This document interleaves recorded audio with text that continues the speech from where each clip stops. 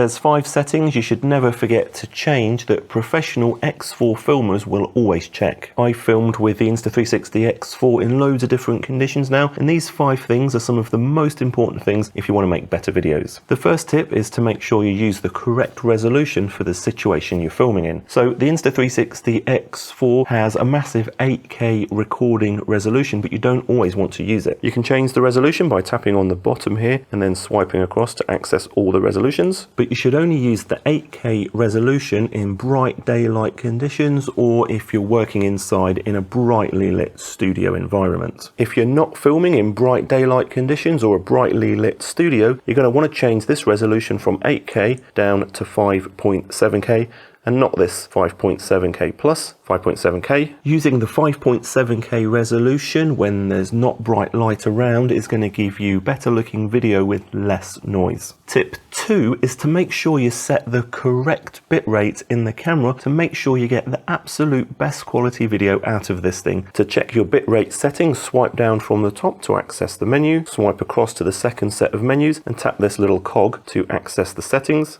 Just scroll down until you see image settings, tap on image settings, tap on bitrate, and make sure this is set to high. Just be aware that setting this to high will mean that your video files will be bigger in size, so you might want to consider getting a bigger SD card for your X4. If you want help choosing an SD card, I've got an entire video on that which I'll link to in the description. Tip 3 is to make sure you take control of the image sharpening that happens inside the camera. To access the sharpness settings, again swipe down from the top and swipe over to the second set and tap the little cog icon. Scroll down and choose image settings and then choose video sharpness. You can choose between high, medium and low. I'd suggest filming some test shots to get the exact look that you like the best, but I would suggest starting off with low sharpening if you've got people in the scene or you just want to create that cinematic softness or less digital look, and I'd suggest trying medium if you've got landscapes or scenes with no people in it, just to get a little bit of extra crispness in the outdoor scene. Of course, you could just film everything in low sharpness so everything looks kind of the same. Tip number 4 is to do with the fact that a 360 camera like the X4 has 2 lenses and 2 cameras,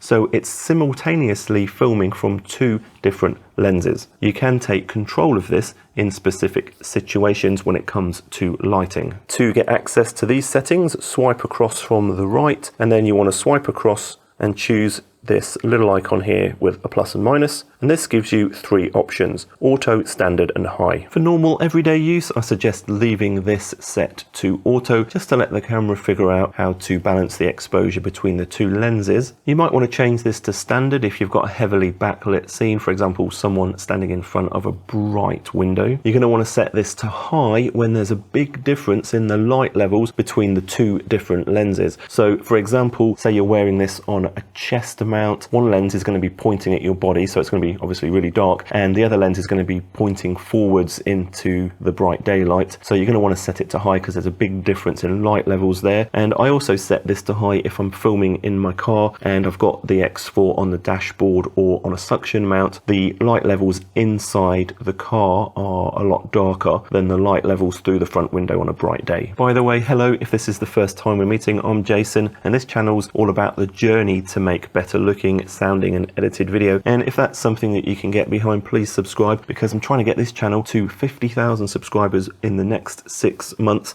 and I would love for you to be part of that journey. Alright, on to tip number 5. There's no point having really good looking footage if it sounds like garbage. Tip 5 is all about audio settings. To get to these settings, swipe down from the top, swipe across to the second set of menus, and then tap on this top middle icon here. This lets you set the audio settings. So you're going to want to set this to auto wind noise reduction for general purpose everyday filming with the X4, where the camera's not moving quickly through the air or there's not a lot of wind blowing on it. You're going to want to choose stereo mode if you want to highlight voices. So this is a great choice if you're using the X4 for vlogging. It's going to highlight your speaking. You're going to want to choose active wind noise reduction if the camera is moving quickly through the air or there's a lot of wind around. So for example, if you've got this thing mounted on a bike and you're going really fast, or perhaps you've got it attached to you when you're skiing and there's a lot of wind moving across the camera. The final mode, direction focus, is actually really cool, and what this will do is it will focus the sound on wherever you're reframing the image in the 360-degree sphere. With this mode turned on, as I'm reframing this footage to look away from me, you should hear my voice getting quieter, and as I'm reframing it back towards me, you should hear that my voice is getting louder.